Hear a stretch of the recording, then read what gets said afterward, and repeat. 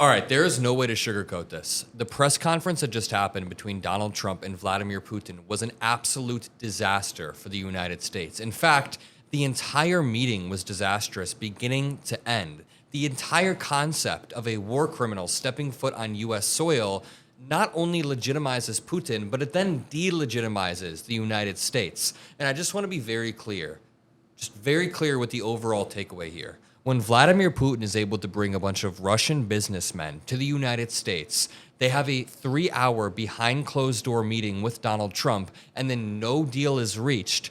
All it does is reward Vladimir Putin's territorial aggression. When he invades a next door neighbor, when he kills civilians, children, and military personnel, and the only quote-unquote consequence is getting the red carpet literally rolled out for him, that only rewards his territorial ambitions and his aggression. It only normalizes him on the global stage, just like this press conference only normalizes him on the global stage. It is a disgusting presser. It is not diplomacy, and it's the worst act of quote-unquote diplomacy probably since the Zelensky meeting a few months back.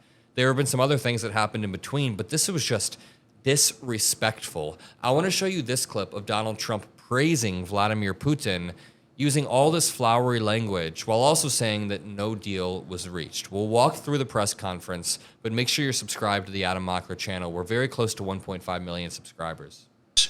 Today, I've always had a fantastic relationship with President Putin, with Vladimir. We had many tough meetings, good meetings. We were interfered with by the Russia hoax. That made it a little bit tougher to deal with, but he understood it. I think he's probably seen things like that during the course of his career. He's seen it all, but we had to put up with the Russia hoax. He knew it was a hoax, and I knew it was a hoax, but what was done was very criminal, but it made it harder for us to deal as a country in terms of the business and all of the things that we'd like to have dealt with. But what are you talking about? The reason why we couldn't deal business with Russia is because they invaded Crimea in 2014, violated international law, and we put sanctions on them. Vladimir Putin very intentionally manipulated Trump by bringing businessmen into the United States, like Russian oligarchs, people who haven't really earned their wealth but have stole it from the people of Russia. Putin brought them to the United States, had them schmooze Trump for a few hours with God knows what deals being cut. What deals were cut in that 3-hour behind closed door meeting, by the way, which is a very, very valid question to ask. And will the mainstream media ask this question? It needs to be asked. Donald Trump looks over to Putin, and Putin looks to him, and he says, like, he uses Putin's name and says, "We went through the Russia hoax." This is probably more disastrous than the 2018 Helsinki summit, where Donald Trump was asked, do you trust Russian investigations and intelligence or U.S. intelligence from our own FBI? And Trump sided with the Russian intelligence because if he didn't, it would make him seem like an illegitimate president. If he concedes that Russia interferes with elections, then it makes him seem illegitimate, and he knows that. We have another clip of Donald Trump talking about Vladimir Putin in Anchorage, Alaska, announcing no deal has been cut. And tell him what happened. But we had an extremely productive meeting, and many points were agreed to. There are just a very few that are left. Some are not that significant. One is probably the most significant. But we have a very good chance of getting there. We didn't get there, but we have a very good chance of getting there. I would like to thank President Putin and his entire team, who I know in many cases, other than that, whose faces I get to see all the time in the newspapers.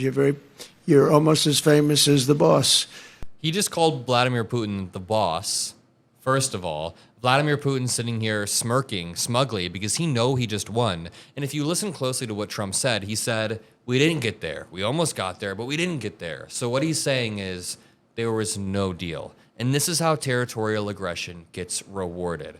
There's been no condemnation from anybody in the Trump admin, just limo rides, smiles. Putin even floated the idea of a future summit in Moscow at the end of this, and Trump didn't reject it. That's not strength. That is a man being played in front of the cameras on the global stage. Because if you think Putin sat for those 3 hours and didn't get a single extraction, a single concession from Donald Trump, then you're kidding yourself, whether it's back channel business deals or sanctioned relief or just the legitimacy that he gets from being there, he got a win. Here's the moment where they say, maybe next time in Moscow. To thank you very much, and we'll speak to you very soon and probably see you again very soon.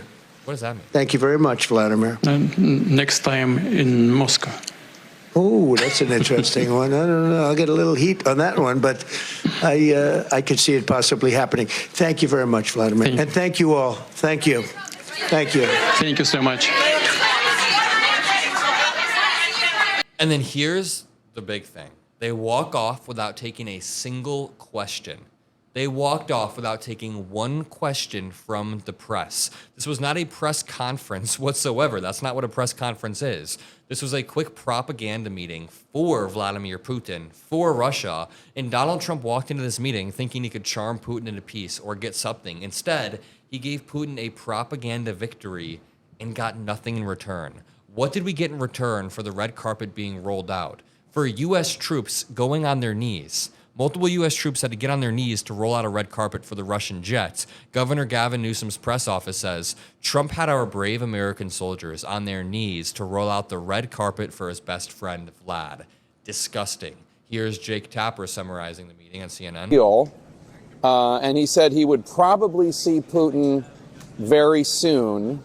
He referred to a starting point. So, despite the fact that President Trump called this an extremely productive meeting, and there's no reason to suggest that it wasn't, there doesn't seem to have actually been anything achieved, at least according to what the two men just said. So it was not a productive meeting. Maybe it was productive in a different sense, but it wasn't productive for Ukrainians' sovereignty. It was not productive for Europe in any way. It was not productive for the United States. It was productive for Russia. It was productive for the oligarchs of Russia, Donald Trump, and maybe Donald Trump's inner circle that will get cut in on some sort of hypothetical deal. But again, Trump has this narcissistic urge. To quote Vlad Vexler, he always says, he's a malignant narcissist who gets narcissistic supply from Putin, meaning when he speaks to someone that's more powerful from him, or more powerful than him, he gets this sort of buzz, like a nicotine buzz. It's like narcissistic supply in a way, or at least it fulfills him in an inner level. That's how I view it. He gets this self-fulfillment from his own glorification, and his own glorification comes from Vladimir Putin and Kim Jong-un and powerful dictators addressing him and liking him. So Donald Trump mistook Vladimir Putin flattering him and fulfilling his narcissistic supply, nourishing his own glorification.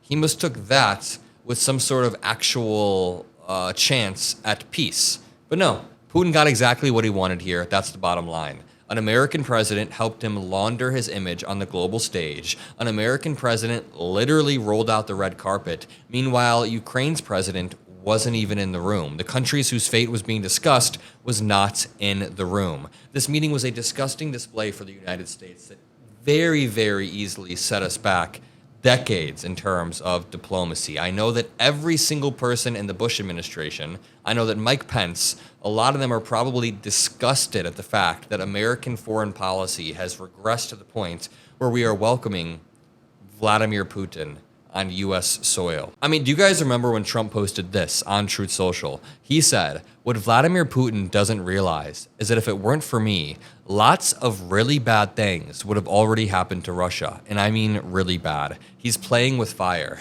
This is the president openly admitting that he has shielded Russia from the consequences of their actions. I'm going to leave it there, but if you appreciate the videos we make sure you drop a like. Make sure you subscribe below. I'll see you all in the next one.